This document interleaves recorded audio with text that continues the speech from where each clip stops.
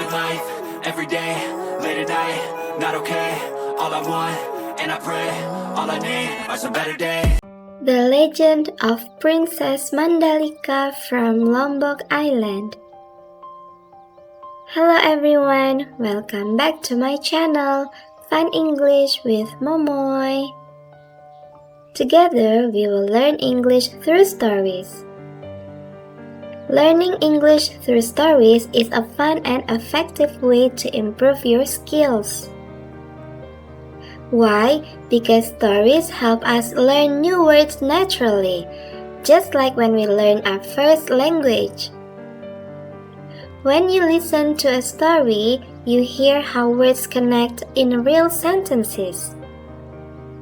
You can write down new vocabulary, practice the pronunciation, and use it in your daily conversation. Don't worry if your pronunciation is not perfect or your grammar is still wrong. Everyone starts from zero. Even native speakers made mistakes when they were learning.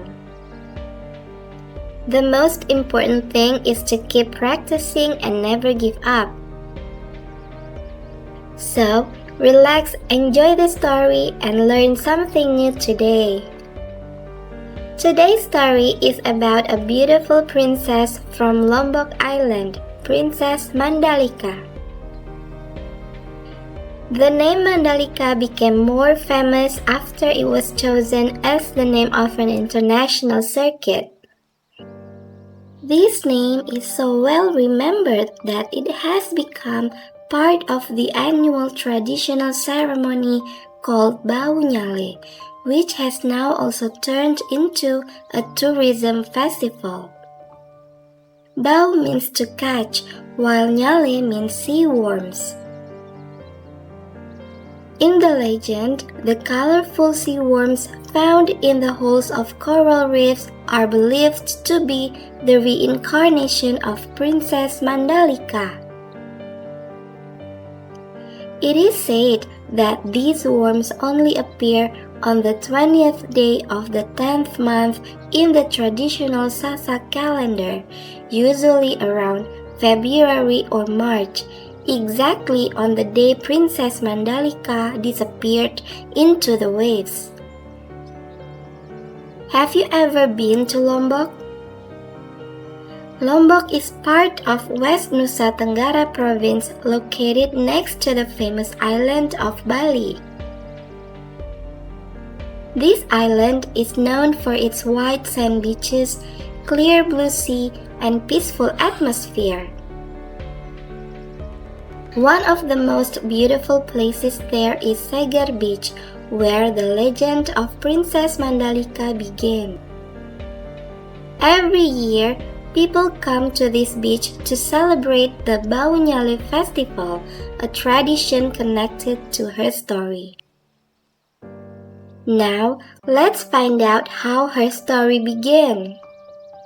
Princess Mandalika is a folk tale set in the province of West Nusa Tenggara, Indonesia. Once upon a time, there stood a kingdom facing the vast Indian Ocean, the Sekar Kuning Kingdom, in the land of Tonjang Beru. The king Raden Panji Kusuma, also known as Tonjang Beru, had a wife named Dewi Seranting. Both were known for their beauty and lived in harmony, ruling wisely so that their people lived in prosperity.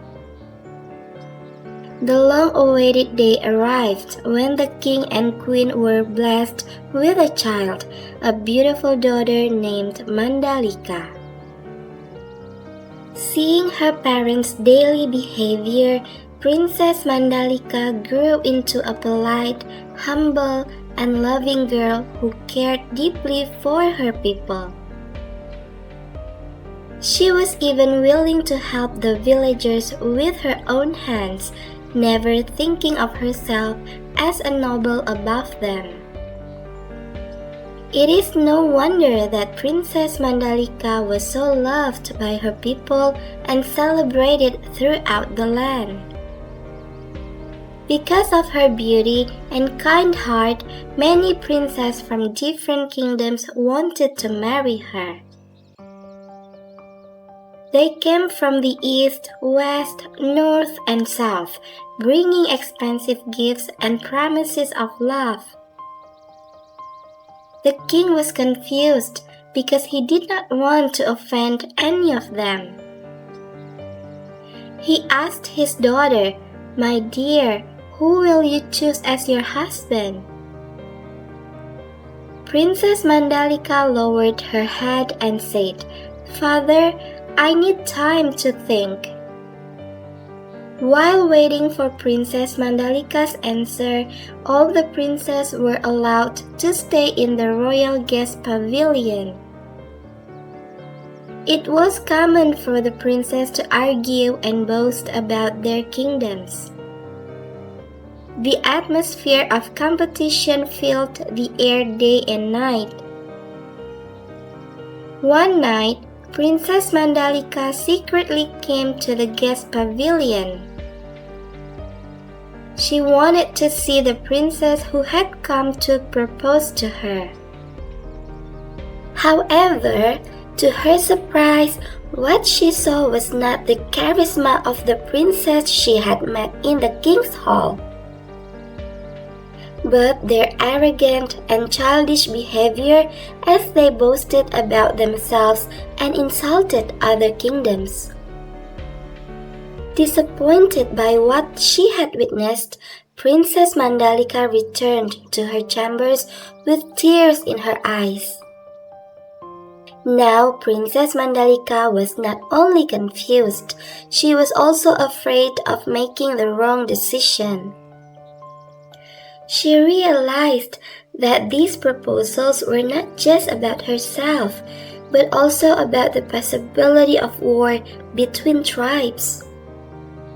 Finally, Princess Mandalika decided to seek advice from her wise father and mother.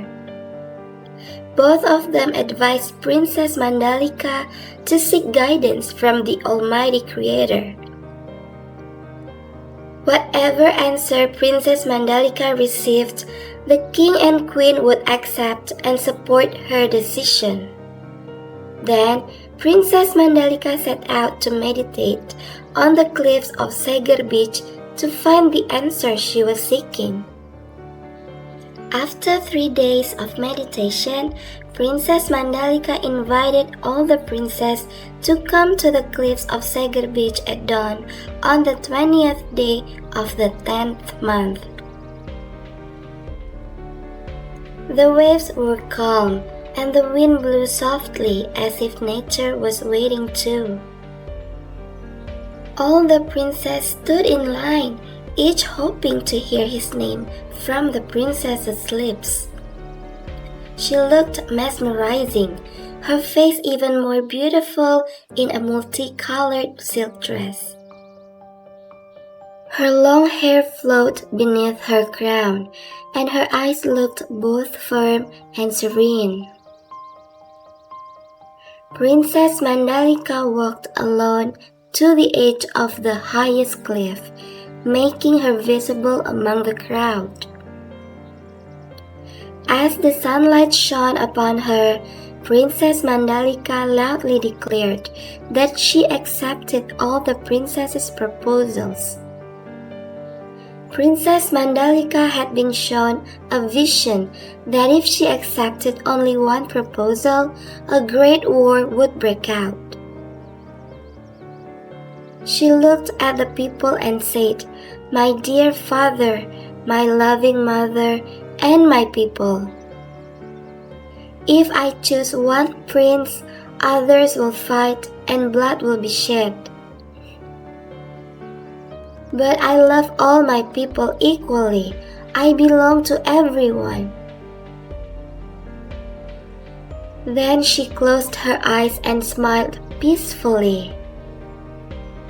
Princess Mandalika continued, saying that all the princes were good for her, but they needed to become better leaders for their people. She said that What she truly wanted was the well-being of her people. On the other hand, war would only bring suffering to the people. She then expressed her gratitude for all the proposals and the love everyone had shown her.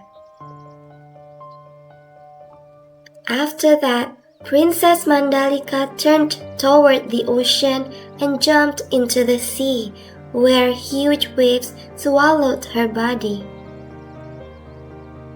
Everyone screamed in shock, trying to find her, but she had disappeared. The sea became calm and silent. Seeing their beloved daughter fall into the sea, the king immediately jumped into the water to look for her. He was followed by the princess and all the people who had gathered at Segar Beach. However, out of hundreds of people searching, none could find Princess Mandalika's body. Instead, they saw thousands of colorful sea creatures floating in the water, looking like long flowing ribbons.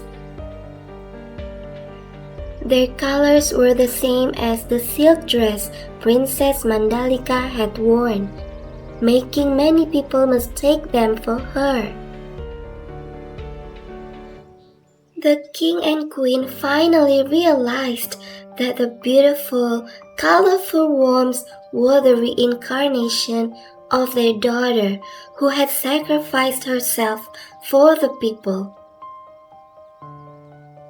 They then ordered the people to gather the worms and take them home. Some put them in their rice fields, which made their crops grow more fertile.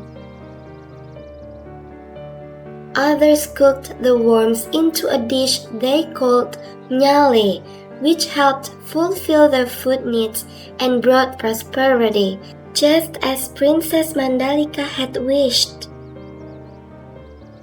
Meanwhile, the princess returned home without a queen by their side. However, they became leaders who respected and honored their people, even willing to sacrifice for them, just as Princess Mandalika had done. Since that day, every year during the same lunar month, the sea worms come again. The people of Lombok hold a big festival called Bau Nyale. In this festival, people gather at Segar Beach to catch the sea worms. This is Nyale, the sea worm. They believe that collecting them brings luck, love, and prosperity.